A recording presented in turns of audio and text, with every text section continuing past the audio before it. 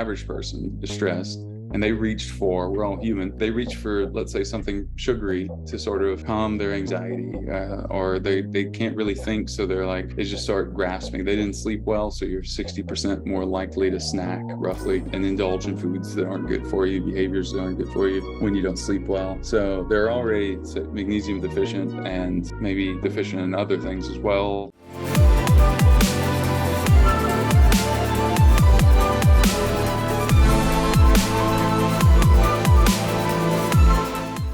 I want to circle back to the absorption issue in just a moment, but first I want to ask this question, because you've hinted to the answer already, which is that it was this connection with the practitioner using an HTMA, a hair tissue mineral analysis test, that really was the first time like you felt like you were getting somewhere. So that's a piece of the puzzle when it comes to why minerals. But what else? Because I mean, there's vitamins, there's proteins, there's different. I mean, there's so many different ways that we can go, like so many different paths you could have chosen, but you chose this one very specific path. So can you tell us a little bit more about why minerals so specifically? Yeah, why minerals so specifically? Well, it's kind of hard to say, like, that beginner's mind to go all the way back to then, but part of it was, so let me say it this way. We all had that, at some point we're sitting in class and they introduced the periodic table, right? And we went, wow, that seems like a lot of things, right? Yeah. A lot of different things to memorize and know and understand. The problem is we often aren't testing for all those elements, but in a hair test we can. And we can look at, most importantly, the ratios of those things. And when I realized that I was looking for a sort of puzzle piece, a lock and key thing, sort of concept which we talk about first principles. We talk about thinking from sort of the ground up. What's the foundation? What's the root cause? Well, I realized that we're all made of a collection of those elements. And then I realized, okay, we need a test for those elements, and we need to know what to do, and we need products that work. So it seemed like we had two of the three, and and then consultations to understand which ones you need and how to navigate the testing. So yeah, that's really it, and then heavy metals along with that. So we test for that as well. And when you understand that whole picture, it's just a great place to begin. Or end if you're doing tremendous amount of other things, like Jeff with Glad and Longevity is my friend here in Dallas who I'm staying with and working with these couple days. I mean, they're using our testing and our products, and some of the services that it's just tremendous. The other, like, how many other options you have.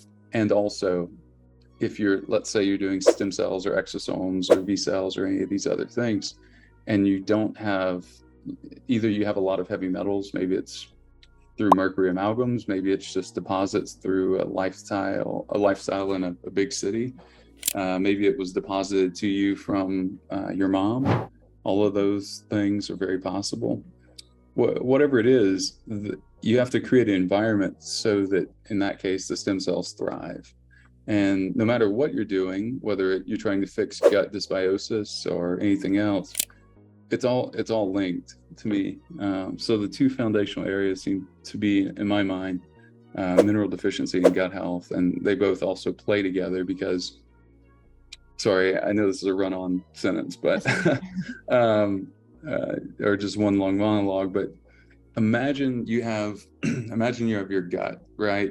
And you're stressed, and I wish I had a whiteboard. I'd just diagram this, but you're stressed. So, or the average person is stressed, and they reached for, we're all human. They reach for, let's say, something sugary to sort of calm their anxiety, or they can't really think. So they just start grasping. They didn't sleep well. So you're 60% more likely to snack, roughly, and indulge in foods that aren't good for you, behaviors that aren't good for you when you don't sleep well.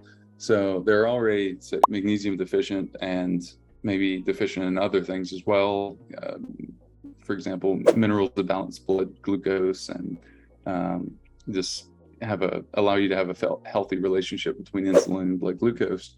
And then because of that craving and that sort of gnawing, they reach for things that then create an internal state that feed the bad bacteria, that feed so it's just this one loop that I see that, it's obviously, doing more than one protocol and approach is great. And yet, this is a really important one to understand. So yeah, absolutely. We're big believers in starting off with those kind of foundational principles, and kind of circling back to the whole digestion and absorption thing. There's nobody in this crowd that you're going to need to convince that absorption and digestion is like the most important piece. That's why we start. One of the things we teach is that we always start with digestion, and one of them, there's many different reasons for this, but one of them is exactly what you're talking about, is that nutrient absorption.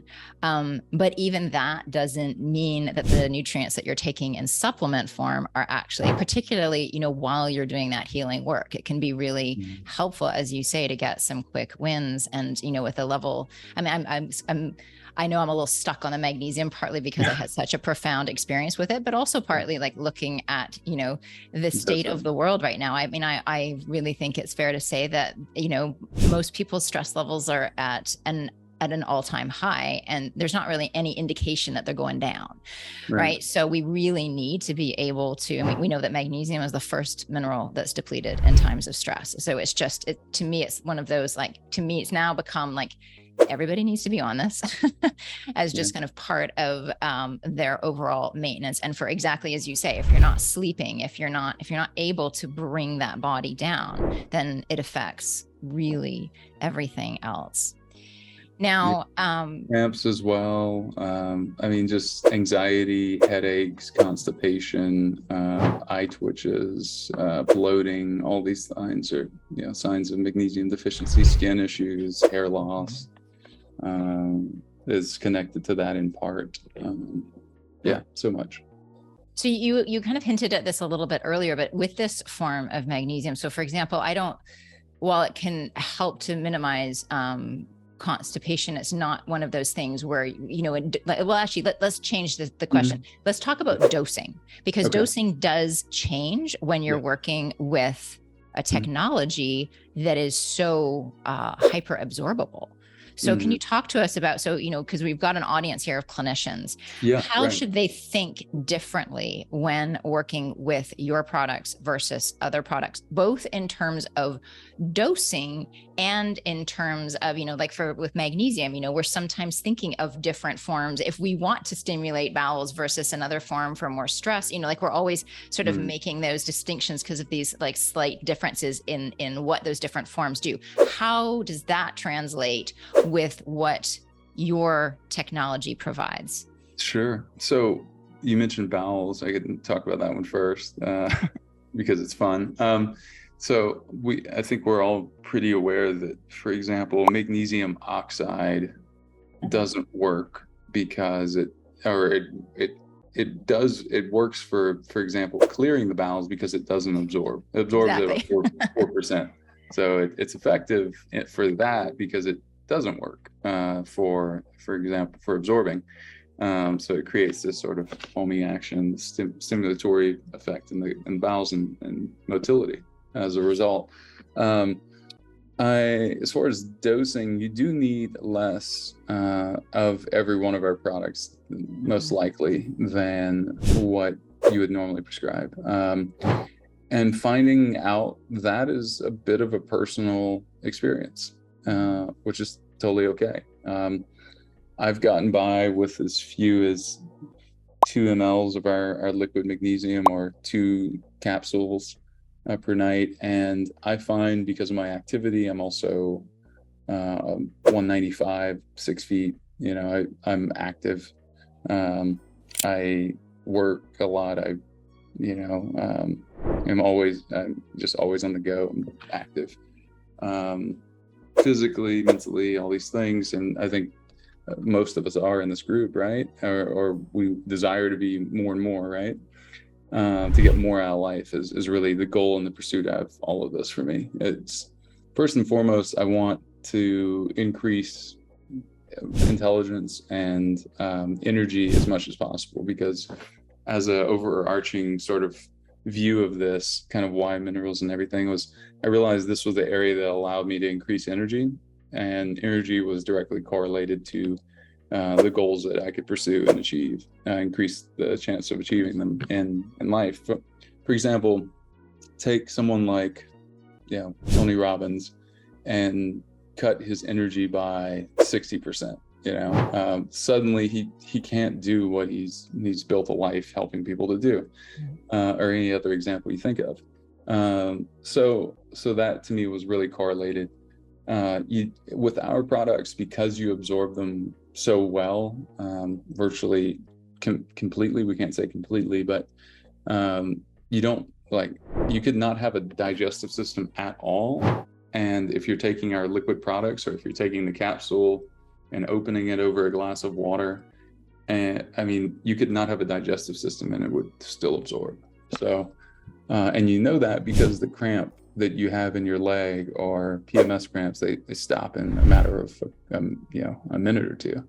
And so you might wake up in the middle of the night and then be frustrated by that, but then you have this as a sort of ripcord that you can pull and then go back to bed. And cramps, when they're waking you up in the middle of the night, it's a pretty scary thing. I've been there after heavy leg workouts and things. You'll get temporary deficiencies, basically, because these are all things that you have to take in on a daily basis. So I've as a distance runner, I know those very, very well. They are brutal and painful and scary and all the things. So it is wonderful.